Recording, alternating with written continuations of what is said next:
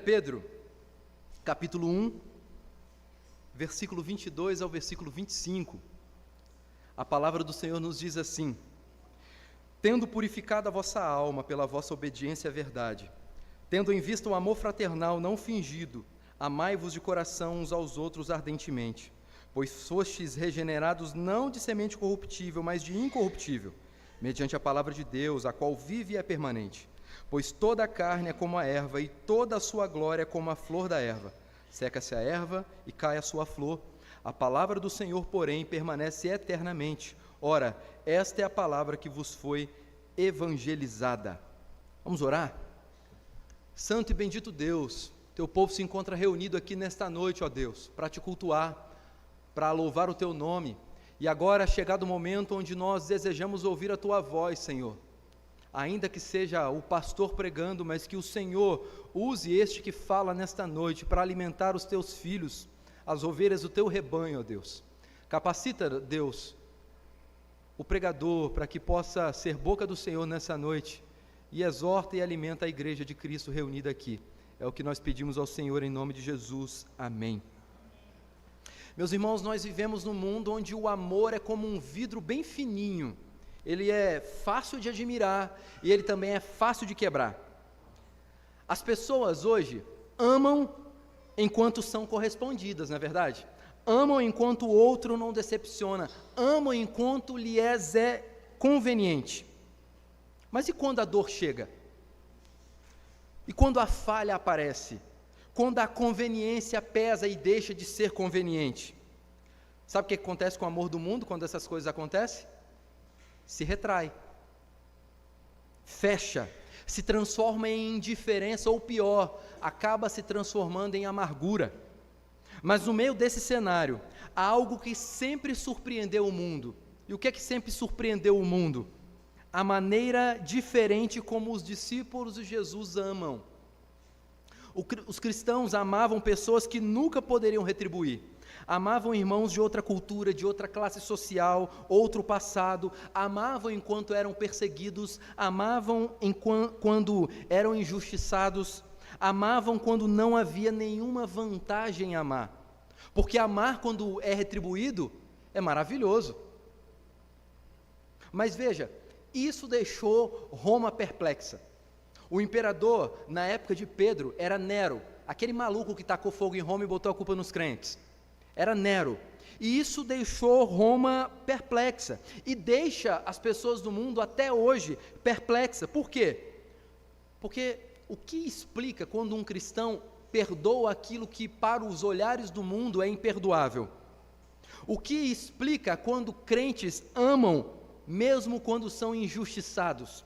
O que explica quando crentes amam quando não há nenhuma vantagem em se amar? E isso foi o que deixou Roma perplexa, e ainda hoje deixa o mundo perplexo, quando o cristão perdoa o imperdoável, quando serve sem esperar retorno, quando permanece firme no vínculo da paz, mesmo ferido. E o mundo pergunta, o mundo vira para a igreja e fala assim: como que vocês conseguem amar desse jeito?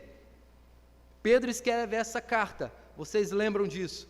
Pedro escreve essa carta para um povo que estava cansado, para um povo que estava sofrendo, para um povo pressionado, para um povo cheio de ferida, e um povo que estava sendo tentado a levantar muros, ao invés de esticar as mãos. É como se Pedro dissesse para eles o seguinte: não deixem, meus irmãos, que o sofrimento roubem de vocês a marca visível da nova vida. Sabe qual marca invisível é essa? O amor fraternal, o amor profundo, o amor sincero, o amor perseverante. Mas Pedro não apenas ordena, ele explica por que esse amor é possível. Ele vai explicar nesse texto por que esse amor é possível. Pedro aqui, ele abre o coração da teologia da santidade e mostra que o amor cristão não nasce da boa vontade humana, mas nasce de 3 ações divinas em nós. E é o que nós vamos ver ao longo do sermão. 3 ações divinas que transformam radicalmente quem nós somos. E isso nos conduz ao tema do sermão de hoje: por que os cristãos amam de maneira diferente? É uma pergunta. Por que os cristãos amam de maneira diferente? E a primeira razão pela qual o nosso amor é diferente, não começa em algo que nós sentimos, mas em algo que Deus fez dentro de nós. Então, em primeiro lugar, nós amamos diferente, porque nós fomos purificados. Esse é o nosso primeiro ponto. Nós teremos 3. E é o que nós vemos no versículo 22. Pedro respondendo isso. Por que os cristãos amam de maneira diferente? E Pedro está respondendo no versículo 22. Amamos porque fomos purificados. Veja, Pedro inicia afirmando que o amor cristão nasce de uma alma purificada. Vamos ler novamente o 22. Tendo purificado a vossa alma pela vossa obediência à verdade, tendo em vista o amor fraternal não fingido. Aqui o apóstolo não está descrevendo uma experiência emocional, mas ele descreve um ato divino aplicado no momento da conversão. O verbo grego aqui, que foi traduzido como tendo purificado, a ideia de purificação, ele está num tempo, e eu falo sempre de gramática aqui para vocês, e gramática é importante, ele está num tempo que é o tempo perfeito. E o que esse tempo perfeito indica? Ele indica uma ação que já foi completada, mas uma ação que foi realizada por Deus e os efeitos continuam.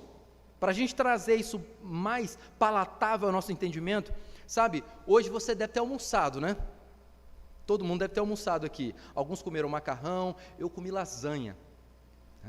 Camila fez uma lasanha maravilhosa, o reverendo Osmar com a família foi almoçar lá em casa, e para minha decepção, eles gostaram demais da lasanha. E não sobrou lasanha para a janta. Mas veja, isso foi bom, viu? Vai que o reverendo Osmar depois ver o sermão, né?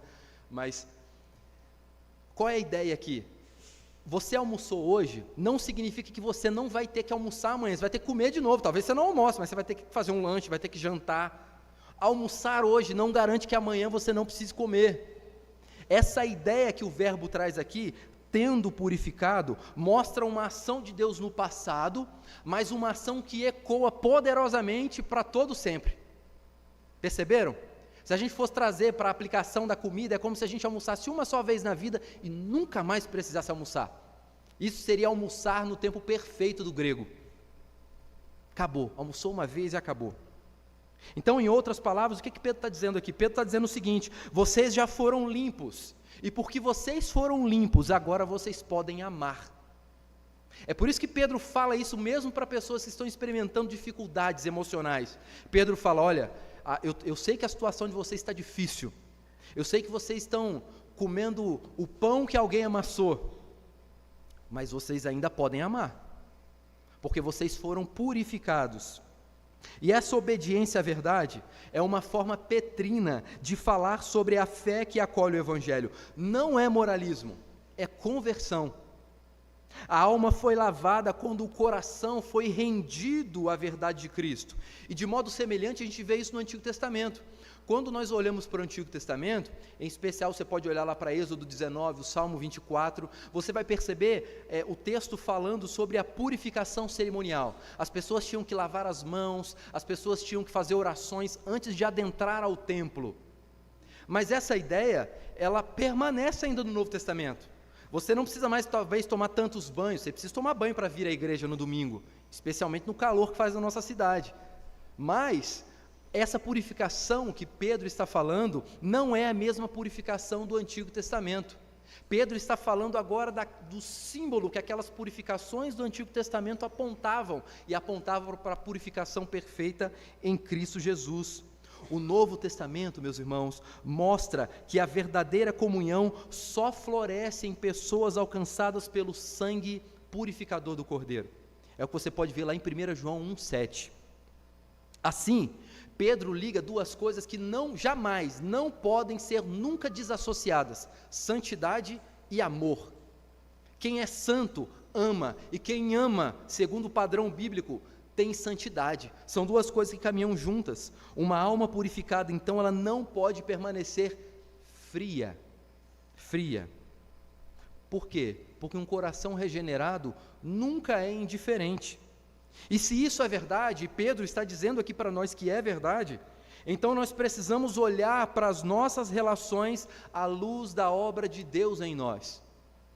A Bíblia inteira mostra que onde Deus chega, onde Deus toca, Ele aquece. Onde Deus entra, Ele transforma. Onde Deus purifica, Ele acende o amor bíblico. E por isso que uma alma purificada não pode permanecer fria. Se Cristo te lavou por inteiro, então a frieza não é mais um lugar confortável para você.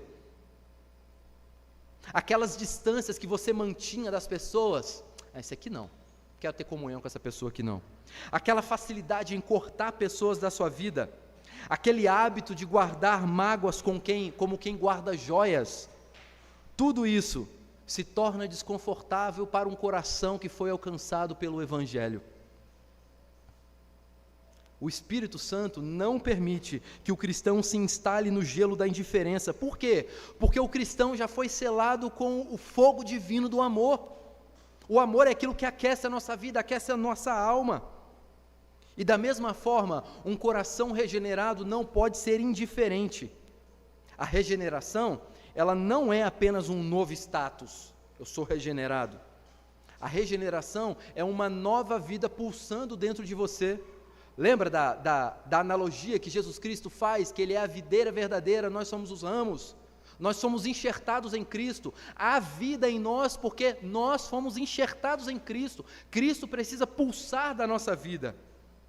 Quem nasceu de Deus carrega o DNA do amor, 1 João 4,7, e a vida nova sempre busca expressar esse amor. Alguém que é alcançado pela graça, primeiro demonstra esse amor para os seus, dentro de casa. Há transformação dentro de casa, mas também há transformação na igreja, e por fim há transformação na cidade, no convívio com as demais pessoas.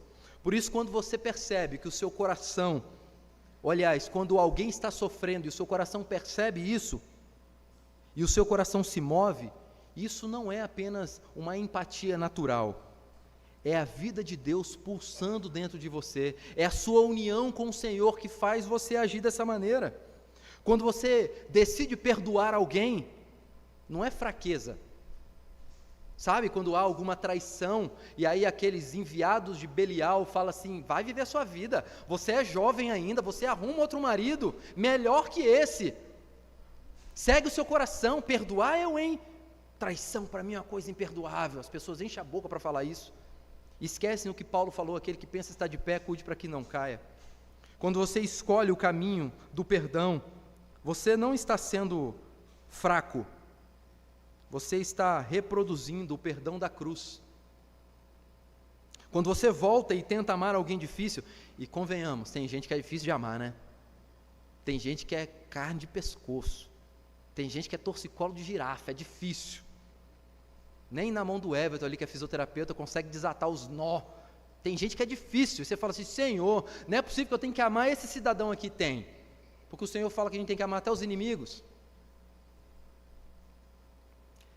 Mas quando alguém escolhe amar pessoas difíceis, não é ingenuidade, sabe o que é? É maturidade espiritual, é escolher ser obediente, é ouvir e colocar em prática aquilo que se aprende no Evangelho. Então, meu irmão, se há algum relacionamento seu que ainda existe frieza, que ainda existe indiferença, que ainda existe distanciamento, isso não combina mais com a obra de Deus realizada na sua vida. Não é aceitável um cristão não conversar com o próprio irmão de sangue. Não é aceitável o irmão não poder ir na festa da família porque brigou com fulano de tal. Isso é obra da carne. Não é aceitável um cristão ficar tempos e tempos brigado com o pai e com a mãe. Vocês, jovens, que estão aí na fase de procurar talvez alguém para dividir a vida, primeira coisa que você tem que fazer, veja se ele é crente ou se ela é crente. Se não for, já corta aí. Pode ser o príncipe encantado, pode ser a garota capa de revista, manda embora. Se não é crente, manda embora, não é para você. Esse negócio de namoro evangelístico é coisa do diabo, sai fora disso, tá? Mas veja, olhe para como ele trata os pais, olhe para a maneira como ele fala da mãe, como ele fala do pai, porque aquilo que ele dá de amor para a mãe dele, com o tempo vai ser aquilo também que ele vai oferecer para você. A paixão do início do namoro pode maquiar, mas depois ela vai ser exatamente aquilo que ela era dentro de casa. Mas veja, quando Pedro afirma que a nossa alma foi purificada pela obediência à verdade, aí no versículo 22, ele não está descrevendo um esforço humano meritório. O que Pedro está fazendo então? Ele está falando que isso é a maneira pela qual a alma responde ao Evangelho. E essa expressão, muitas vezes, ela é mal compreendida. Por quê? Porque nos tempos modernos, obedecer soa como uma série de ações morais, uma série de regrinhas. Eu posso fazer isso, não posso fazer isso. Obedecer é muito maior do que isso. No Novo Testamento, obedecer à verdade significa acolher a palavra com fé. E não é uma fé passiva, é uma fé ativa. Tiago, capítulo 1, versículo 22, nós meditamos nesse texto durante essa semana, na reunião de oração. Tiago vai dizer que nós devemos ser não apenas ouvintes, nós devemos ser praticantes da palavra. Ele fala isso lá no capítulo 1, versículo 22. E veja que algo intencional Tiago está fazendo aqui. Há algo importante entre o entendimento do verbo ouvir e do verbo obedecer. No português parece que são duas coisas diferentes. Alguém pode ouvir e não obedecer. Mas veja, o verbo ouvir, na língua grega, é a palavra akouo. Grave isso, a palavra akouo. De onde vem a nossa palavra, para quem gosta de som, a palavra acústica. Vem da palavra akouo, que significa ouvir. Já o verbo obedecer é a palavra grega hupoakouo. Viram? O som é parecido. Tem um negocinho acrescentado na frente, que a gente chama de prefixo. É praticamente o mesmo verbo, só com uma palavrinha acrescentada. E esse prefixo hupo, no português, foi traduzido como hiper. Sabe quando a gente tem que ir no mercadão? E aí, às vezes, o pessoal bota o nome de hipermercado.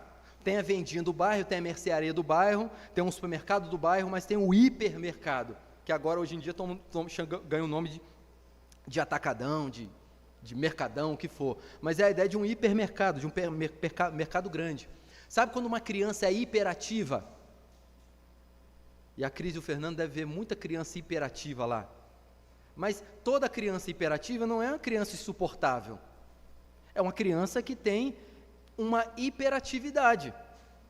Uma criança que é mais ativa. Dessa forma, se akouo significa ouvir e hiper é grande, é muito, obedecer significa hiper ouvir. Olha que curioso. Obedecer é hiper ouvir. E essa nuance ela é preciosa, porque obedecer então vai significar ouvir intensamente, ouvir profundamente, ouvir de maneira transformadora. Isso é ouvir com o coração inteiro.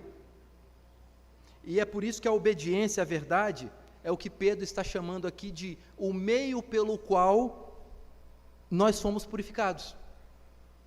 Porque quando a alma hiperouve o Evangelho, ela se rende. E quando ela se rende, ela é purificada. Então, se tem alguém que você conhece que está com o ouvido tapado, cheio de cera, colocado pelo pecado lá, não tem cotonete nessa vida que vai arrancar, não tem lavagem lá no médico que vai solucionar o problema, o único que pode vir arrancar aquilo que está obstruindo o ouvido para ouvir o Evangelho e ser transformado é o Espírito Santo. Então o que você precisa fazer? Continue orando e continue pregando, continue falando da palavra, porque no dia do poder de Deus, Deus arranca o tampão. Não adianta ficar com travesseiro, não adianta nada. Deus arranca e faz ouvir. Foi assim com a gente. Um dia nós hiperouvimos a palavra e nós nos rendemos, e o Espírito Santo então veio e habitou em nós.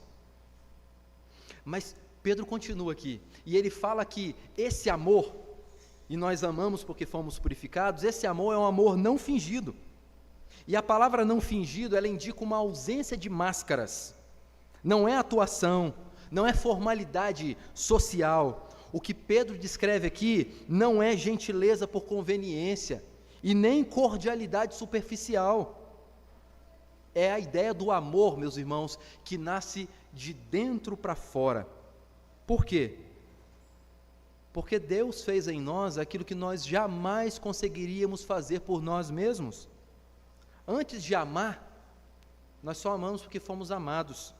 Antes de servir, nós somos lavados. Antes de perdoar, nós somos perdoados. Na vida diária, isso significa que o cristão não ama porque o outro merece, mas porque a sua vida já foi curada das impurezas que impediam de amar. Pedro, então, está falando para as pessoas, para os primeiros ouvintes, e como a palavra de Deus fala para nós hoje, não tem ninguém nesse mundo que nós podemos falar assim, esse aí não dá para amá-lo não. Não tem. Não tem. Então é por isso que o cristão consegue amar até quando ele está cansado. É por isso que o cristão consegue amar até quando ele está ferido. É por isso que ele ama até quando ele não vê retorno. Porque o amor não nasce da força do crente, mas da limpeza que Deus operou dentro da vida do crente. A purificação, ela muda a fonte do nosso amor. Já não amamos para ser reconhecidos, mas porque fomos transformados. Já não amamos para sermos aceitos, mas porque fomos aceitos em Cristo. Amamos, meus irmãos, porque o amor cristão é fruto da obra de Deus na nossa alma, e não fruto da conveniência do momento. Assim, Pedro nos chama não a produzir o amor. Pedro não nos chama para produzir o amor, mas ele nos lembra que nós amamos porque Deus produziu esse amor em nós. Nós amamos porque Ele nos purificou. Ele nos convida aqui a olhar para Cristo, cujo sangue não apenas nos justificou diante de Deus, mas também atribuiu a fonte do amor dentro de nós. Qual é a fonte do nosso amor? É Cristo Jesus.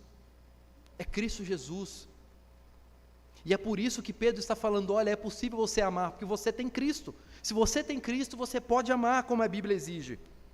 A cruz, ela não só removeu da nossa vida a culpa do pecado, mas removeu também todos os impedimentos que nós tínhamos para conseguir amar verdadeiramente. Então, por que os cristãos amam de maneira diferente? Amamos porque fomos purificados. E agora vamos ver que Pedro nos mostra algo ainda mais profundo. Não apenas fomos limpos, nós somos feitos novos. Porque os cristãos amam de maneira diferente? Em segundo lugar, que é o que a gente vê no versículo 23, amamos porque fomos regenerados. Se o versículo 22 falava de purificação, o versículo 23, Pedro agora vai falar de regeneração. E depois de afirmar que o cristão ama porque foi purificado, Pedro aprofunda a verdade dizendo que nós amamos porque fomos regenerados. Olha para o versículo 23 de novo. Pois fostes regenerados, não de semente corruptível, mas de incorruptível, mediante a palavra de Deus, a qual vive e é permanente. Aqui o apóstolo Pedro está nos levando além da remoção da impureza. Ele está falando aqui de uma nova vida. Nós já vimos essa questão da regeneração lá no início do capítulo 1. Ele fala de uma vida que o ser humano natural jamais poderia produzir, que é essa regeneração. O verbo usado por Pedro mostra duas realidades nessa regeneração. Ela é obra exclusiva de Deus e seus feitos permanecem atuando continuamente no presente. A regeneração, ela é obra exclusiva de Deus e essa regeneração, ela ecoa na nossa vida. É por isso que quando o diabo sopra no seu ouvido, esse pecado de novo essa semana, não adianta pedir mais perdão não, você precisa lembrar que você foi regenerado pelo Senhor, e é por isso que o pecado te incomoda, porque você não fosse regenerado, você caía de cabeça, numa piscina cheia de excremento, que é isso que o ímpio faz, espiritualmente falando. Então Pedro está dizendo, vocês não apenas foram lavados, vocês nasceram de novo. A purificação, ela remove o bloqueio. E o que a regeneração faz? Ela planta uma nova fonte. A purificação, ela abre o caminho. E a regeneração faz brotar a vida que percorre esse caminho.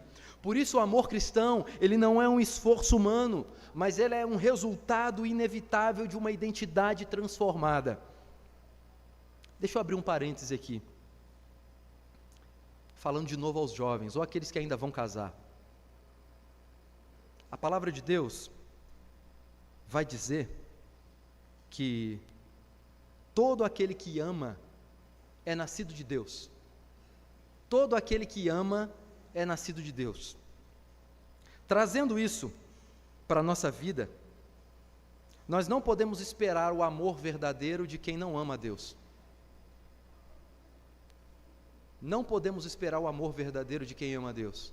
A pessoa pode estar até tentando amar, mas o amor que Paulo fala lá em Efésios capítulo 5, que o marido deve amar a mulher como Cristo amou a igreja, entregando a própria vida por ela, que a mulher deve amar o marido como a igreja ama Cristo, com toda a devoção, com todo o amor. Não dá para esperar isso de quem não tem a palavra como fonte de vida. Não dá para. É por isso que eu sempre lamento muito quando um membro da igreja quer casar com alguém que não ama a Deus. Eu sei, Deus é misericordioso e temos inúmeros exemplos disso, talvez aqui dentro mesmo. Olha, eu casei com ele, ele não era da igreja, agora ele talvez é mais crente do que eu, ou ela. Mas veja, as exceções não podem se tornar uma regra. Se você já está vivendo essa vida, que Deus te abençoe e que Deus transforme o coração. Mas se você ainda não encontrou ninguém, procure alguém no Senhor. Procure alguém no Senhor. Não só alguém que está dentro da igreja, porque tem gente dentro da igreja que o coração está longe do Evangelho. Procure alguém que ame a Deus mais do que Ele vai te amar. Porque o casamento só dá certo assim, se a gente estiver unido com alguém que ama mais a Deus do que a nós mesmos.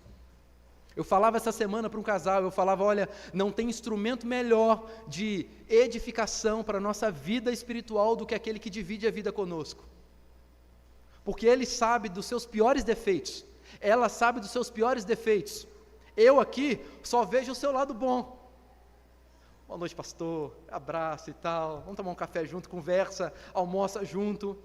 Mas é naquela segunda-feira braba, é quem é que está dentro de casa que vê o outro.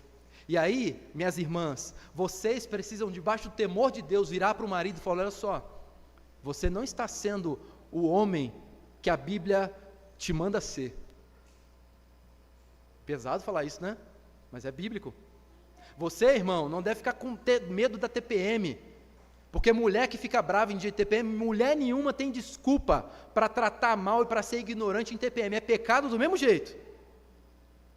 Então você tem que virar para ela e falar, olha meu bem, você me deu um coice hoje aqui, que se fosse literal, ia lá para o outro lado da rua.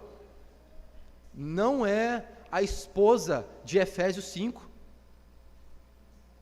Vocês precisam mutuamente se amar como casal e vocês precisam edificar a vida uns dos outros, porque vocês se conhecem mais profundamente, o casal. Mas para explicar essa nova vida, Pedro agora recorre a uma outra coisa. Ele recorre a uma imagem agrícola. Olha aí para o versículo 23. Pois fostes regenerados não de semente corruptível, mas de incorruptível. Olha só, toda vida nasce de uma semente. E a semente da antiga existência, marcada pelo pecado e pela fragilidade, era corruptível. É isso que Pedro está falando, uma semente corruptível. Por isso, o que essa semente corruptível produzia na nossa vida? Só produzia obras da carne. E aí você olha lá no texto bíblico de Gálatas e você vai ver quais são as obras da carne. Mas Deus plantou em nós uma semente incorruptível. Que semente incorruptível é essa? A palavra viva. O Evangelho de Cristo Jesus, o próprio Cristo foi plantado em nós.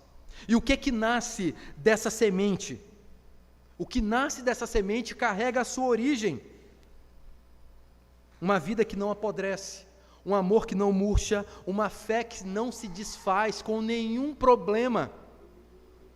A regeneração, então, não é apenas uma troca de comportamento, não é um lobo pegar uma capa de ovelha e tentar ser ovelha. Regeneração não é isso.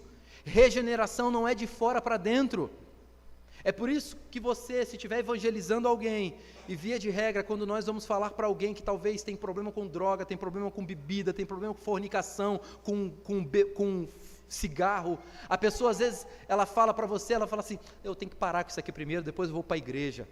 Você tem que lembrar daquele versículo na hora, que Jesus fala assim, vinde a mim como estáis.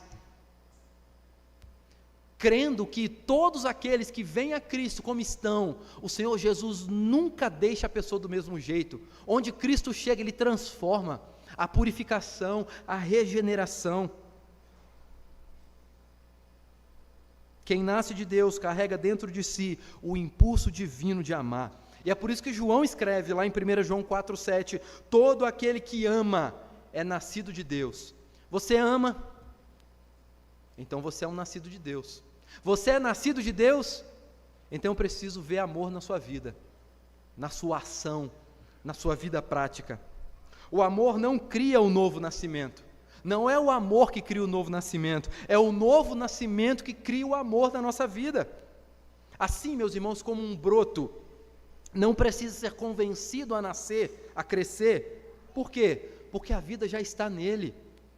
O regenerado não precisa ser forçado a amar. Ele ama, porque a vida está dentro dele. E a história de Ruth e Noemi é uma das expressões mais belas desse amor regenerado. Ruth não amava Noemi pelos laços de sangue. Não havia obrigação ética nem social para Ruth amar Noemi. Pelo contrário, tudo indicava para Ruth que se ela amasse Noemi, ela teria prejuízos econômicos e sociais. Ela perderia a segurança e perderia o seu próprio futuro. Mas lá em Ruth, capítulo 1, versículo 16, Ruth, quando talvez rechaçada por Noemi, preocupada com ela, Ruth vira para Noemi e diz assim, o teu povo será o meu povo, e o teu Deus será o meu Deus. Eu não vou te deixar, Noemi. O que explica essa decisão? Não é biologia, é graça. Ruth amou Noemi porque ela havia sido alcançada pelo amor de Deus. Ela havia sido alcançada pela graça do Deus de Israel. E a regeneração faz isso. Ela cria vínculos que a biologia não pode criar. Ela rompe fronteiras culturais, ela supera distâncias, ela sustenta alianças que afinidades naturais não sustentariam. Onde há vida nova, há um novo amor. E assim também é conosco. A regeneração nos faz amar pessoas que não fazem parte do nosso mundo natural. Se eu fosse um daqueles pastores agora, que fica mandando olhar para o lado, eu falaria assim para você, não precisa olhar, olha para o irmão que está do seu lado. Eu não vou falar isso. Pense nos irmãos que estão aqui. Talvez vocês nunca seriam amigos na vida lá fora, porque não tem nada na vida do outro que te atrai. Um é da engenharia, o outro é do balé, o outro é da oficina mecânica, um é biólogo, o outro é engenheiro, um tem oficina de moto, o outro dá aula em faculdade, o outro é psicólogo. Talvez não tenha nada que nos atraia, mas sabe o que nos une?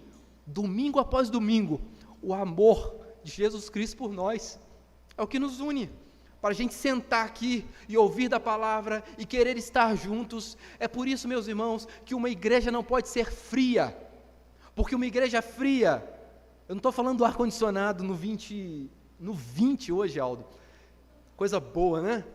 Eu não estou falando do ar-condicionado, eu estou falando de igreja cheia de espectadores que entram e saem sem falar com ninguém. O cafezinho lá fora não é uma mera atitude para alguém poder fazer um café e se você gosta ou não, você ficar. O café lá fora é um momento para desenvolvimento de comunhão, para você poder conversar com aquele irmão que de segunda a sábado talvez você não encontra. E se você termina o culto, cumprimenta o pastor e vai embora, sabe o que a sua atitude mostra? Que você não quer ter comunhão com ninguém aqui. É isso. Você pode falar diferente, você pode tentar me convencer diferente, mas a sua atitude mostra exatamente isso. Ah, pastor, é porque eu não gosto de café. Eu falo, não estou mandando você tomar café, ué. Estou mandando você ficar aqui e bater papo. Converse, bebe água, água você tem que beber. Então, se há talvez uma vergonha, eu não gosto de ficar no meio de gente, meu irmão, ore a Deus para tirar do seu coração. Senhor, me deixe ser sem vergonha de uma maneira santa. Me deixe conversar com alguém que eu nunca conversaria. Me deixe poder bater papo aqui, me deixe chegar para alguém e falar assim, meu irmão, vamos comer uma pizza?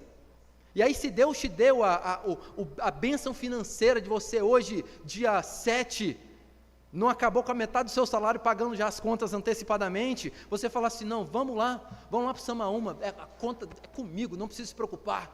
Aí você escolhe família menor. Cuidado de chamar do ITA que a turma é grande, você vai ter que comprar umas 3 pizzas. Né? Se fizer isso, o problema vai ser grande, né, Cláudio? Veja, você poder fazer isso, para quê? Não é para mostrar que você tem dinheiro. Desenvolver comunhão, meus irmãos, custa tempo, custa recurso, mas é maravilhoso. É maravilhoso ter comunhão com os seus irmãos. Poder chegar no final do ano e você ter o sentimento de falar assim, será que vai ter ceia esse ano, na virada? Porque eu prefiro estar aqui com os meus irmãos do que às vezes até com meus parentes lá, é onde eu gosto de ficar, onde eu me sinto bem. Se esse ainda não é o lugar, se a igreja ainda não é isso para você, repense como você tem amado, porque talvez o seu amor tem sido uma erva seca, tem caído e tem murchado. Se nós somos regenerados, então precisamos enxergar as nossas relações à luz dessa nova vida. Regeneração significa que a própria vida de Deus pulsa dentro de nós. A vida nova sempre busca se manifestar. Ninguém que foi regenerado vive como um crente 007. Ele é crente, ninguém sabe, ninguém na faculdade sabe, ninguém no serviço sabe, ninguém na rua sabe. A vida regenerada protesta contra a vida antiga. E sabe, a nossa esperança, ela sempre vence. A vida regenerada sempre vence, porque você não luta com as suas próprias forças, você luta com o Espírito Santo que está dentro de você e ele te capacita. Mas esse é um trabalho de 4 mãos. Você precisa reconhecer as suas fragilidades, você precisa clamar a Deus para que te ajude a romper, a vencer aquelas fragilidades. Então avalie o seu coração. Será que hoje, agora, pense aí consigo mesmo, há alguém nessa vida que você se recusa a amar? Há alguém na sua vida que é carne de pescoço? Você fala assim, esse aqui está difícil. Há relações na sua vida que a frieza insiste em dominar? Há resistências internas que você talvez tenha chamado de temperamento. Eu sou assim mesmo, eu não gosto de ficar no meio de muita gente. Eu não estou pedindo para você ir lá no show do Barretão, não é para ir lá, é para ficar no meio de 100 pessoas. E você não vai conversar com 100 pessoas, você vai conviver com poucas pessoas. Talvez você tenha chamado de lutas internas de, o meu temperamento é assim mesmo, pastor, eu sou assim. Mas talvez isso são áreas da sua vida que não se renderam à vontade do Evangelho. E você tem lutado ainda nos moldes da velha vida, enquanto você já deveria ter se rendido à nova vida que Cristo implantou dentro de você. A regeneração não significa que amar é fácil. Amar não é fácil, mas significa que amar é possível. É mais do que possível, é natural para alguém que foi feito novo. A semente incorruptível, ela não falha. Ela pode crescer devagar, meus irmãos, mas ela cresce. Ela pode enfrentar um solo hostil, mas ela não morre. Ela pode ser pressionada pelo solo, pelas pressões da vida, mas ela sempre vai dar um jeito de encontrar a luz. Por isso, não ame a partir da sua força. Ame a partir da vida que Deus plantou em você. Amamos diferentes, porque fomos feitos diferentes. Amamos porque fomos regenerados. Recapitulando aqui, para você poder guardar os pontos do sermão. Por que os cristãos amam diferente? Em primeiro lugar, amam porque foram purificados.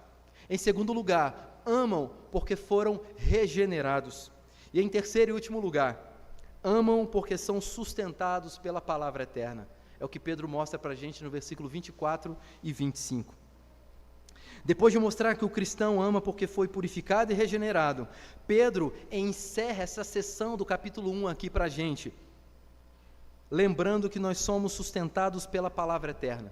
Como que ele faz isso?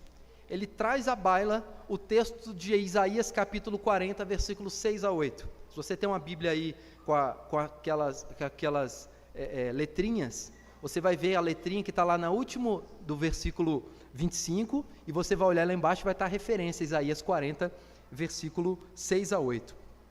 Mas veja, depois você pode fazer um exercício em casa, pega 2 Bíblias da mesma versão, abre em 1 Pedro 1, 24 e 25, e abre lá em Isaías 40, 6 a 8. Só vai ter uma diferença. Isaías vai falar assim: seca-se a erva e cai a sua flor, a palavra de Deus, porém, permanece eternamente. Agora Pedro faz um negócio sensacional. Ele cita Isaías, inspirado pelo Espírito Santo, tomado pelo poder do Espírito Santo, ele fala assim: seca-se a erva e cai a sua flor, a palavra do Senhor permanece eternamente. Não é o foco do nosso texto aqui, nós vamos falar de amor, mas sabe o que Pedro está fazendo aqui? Ele está falando que Jesus Cristo é Deus. O Senhor do Novo Testamento é o mesmo Deus do Antigo Testamento, e esse é manifestado em Jesus Cristo. Mas como eu falei, esse não é o nosso objetivo aqui agora de falar sobre a Trindade. Nós vamos olhar para algo que emana também do texto. Pedro nos chama agora para olhar para uma cena simples do cotidiano, uma erva no campo e a flor que brota dela. Por um momento, uma flor, quando a gente vê, né, aqui a gente tem essa plantinha que parece um capim-cidreira, mas que na verdade é uma planta chamada moreia. E ela dá uma florzinha. As crianças depois, vou fazer isso, as crianças vão acabar com as flores ali, mas as crianças depois podem fazer um teste e pegar aquela florzinha amarelinha que sai ali e puxar ela e levar para casa. Antes de você dormir, a flor já vai estar murcha. Já vai estar murcha. Por um momento, a flor parece forte, parece viva, parece colorida, mas basta um sol mais quente, e se for um sol daqui da nossa cidade, ele mata a flor até mesmo na raiz, né? Basta um vento carregado de secura, ou um tempo de algumas horas, para que a beleza de uma flor maravilhosa desapareça. A flor é bela, mas ela não é duradoura. Ela é viva, mas ela não permanece eternamente. Assim somos nós. Nós somos frágeis, nós somos inclinados a murchar diante das estações da vida. Deixa eu te lembrar uma coisa que às vezes desagrada. Ano após ano, 4 estações após 4 estações. As irmãs da SAF gostam, né, de dar parabéns assim: você colheu mais uma flor no jardim da existência. É bonito, é poético, né? Mas cada flor que nós colhemos no jardim da existência é um ano a menos de existência aqui. E a gravidade nos lembra disso. Não tem botox suficiente no mundo para esconder as rugas que vão aparecendo. Os bigodinhos chinês. Não tem. Alguns uma papadinha aqui. Tem gente que já não pode dar mais tchau assim. A mudança corporal nossa vai lembrando para cada um de nós que nós somos finitos. Mas isso não deve nos desesperar. Como meu pai gosta de dizer, e ele fala assim todo aniversário, ele gosta de falar assim: cada dia, cada ano que passa, está mais perto de eu me encontrar com o meu Salvador. Essa tem que ser a sua esperança. Não é de beleza eterna. Pode pintar o cabelo, pode botar botox, só não fica com aquela cara esticada assim, que não é legal, né? Mas pode usar, pode cuidar da beleza, é bom, cuidar do corpo também é bom. Mas não faça com que isso se torne uma idolatria. Não queira ser jovem para sempre. Não seja enraizado neste mundo. Nós somos frágeis, nós somos passageiros, e nós somos todos, invariavelmente, inclinados a murchar. Agora imagine, Jesus com seus discípulos caminhando em algum lugar, e de repente ele para e fala assim: eu sou a videira verdadeira, e vós são os ramos. João 15, versículo 1. Jesus não é como a erva seca, ele não é como uma flor que cai. Enquanto tudo ao redor dos discípulos de Jesus era temporário, Cristo permanece. E quando todos imaginavam que tudo estava perdido e voltaram cada um para os seus afazeres, Jesus mostrou para eles que eles ainda não tinham entendido a missão de Cristo. Ele precisava se entregar na cruz para pagar pelos nossos pecados, porque Ele era o Cordeiro que tira o pecado do mundo, Ele precisava morrer. A palavra eterna não é apenas texto, não é essa, Pedro não está falando dessa palavra aqui na nossa mão, ele está falando de uma pessoa, essa palavra eterna que é uma pessoa, e essa palavra eterna que é uma pessoa não é só promessa, ele é presença, e nós estamos prestes a participar dessa presença do Senhor, comendo do pão e tomando do vinho.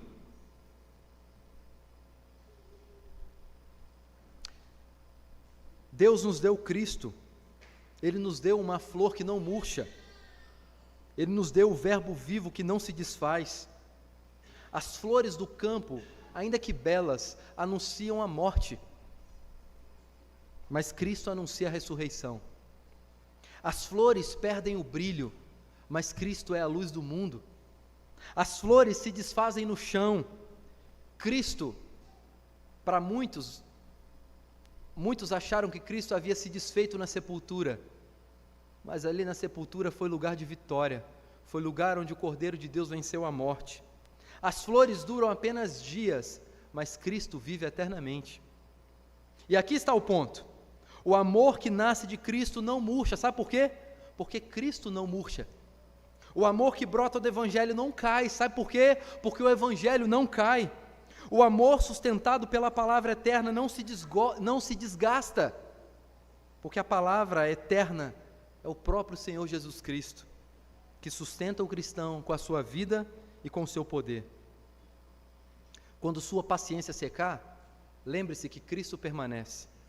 Quando o seu ânimo cair, lembre-se, Cristo permanece. Quando o seu amor fraquejar, lembre-se, Cristo permanece. A nossa força, meus irmãos, é como a flor.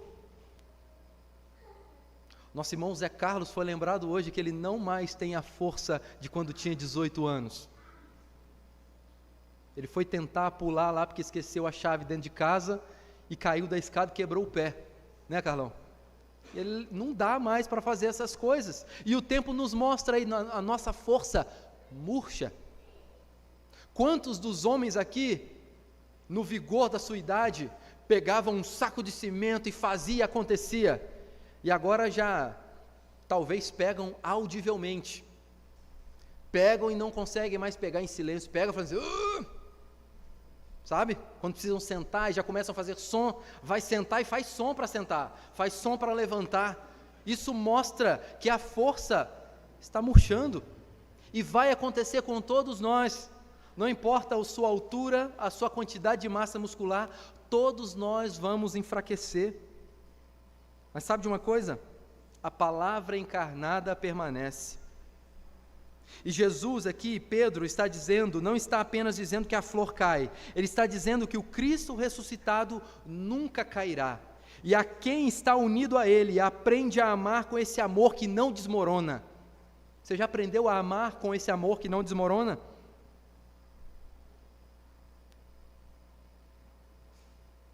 Nós adultos sabemos como a vida pode ser árida, e às vezes ela é árida. Responsabilidades se acumulam, pressões aumentam, boletos não param de chegar, independente do tamanho do nosso salário, relacionamentos desafiadores vêm dia após dia, e quando nós percebemos, o nosso amor está mais curto do que nós gostaríamos. Somos como a erva que seca, basta um dia difícil para que a flor da paciência e do contentamento esmoreça, murche. Pedro nos lembra aqui que tudo aquilo que é humano murcha, mas a palavra de Deus permanece. Isso significa que quando a sua força termina, Cristo continua sustentando você pela palavra. Quando o seu amor falha, Cristo renova a sua vida pelo Evangelho. Quando o coração seu se cansa, Cristo reacende pela promessa.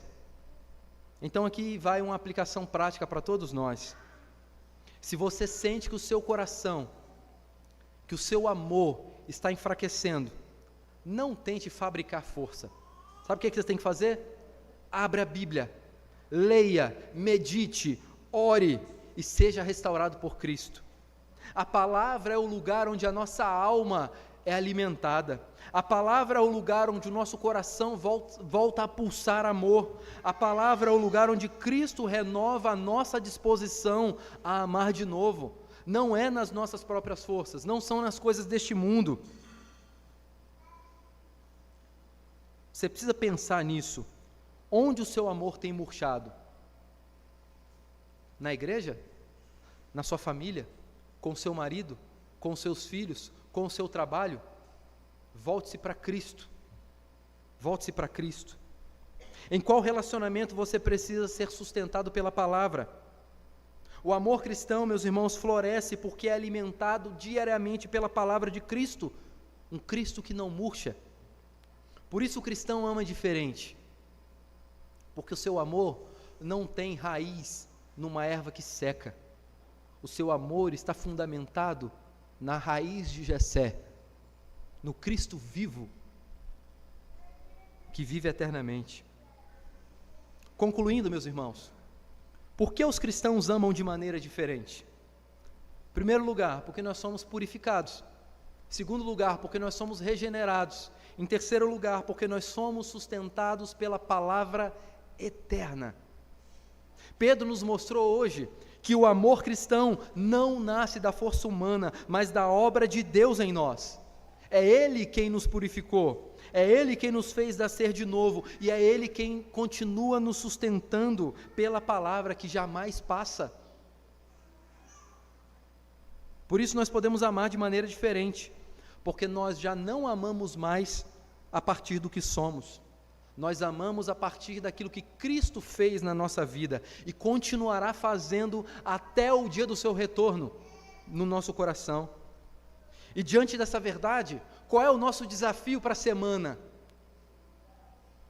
Volte-se à fonte do amor, que é Jesus Cristo. Se a alma esfriou, Ele purifica. Se o coração cansou, Ele regenera. Se o amor murchou, Ele sustenta a sua vida. Corra para Cristo, permaneça na palavra e deixe que o amor que vem dele transborde através de você. Porque no fim, amar não é prova da nossa força. Amar é evidência da presença de Cristo em nós. Que Deus nos abençoe. Amém.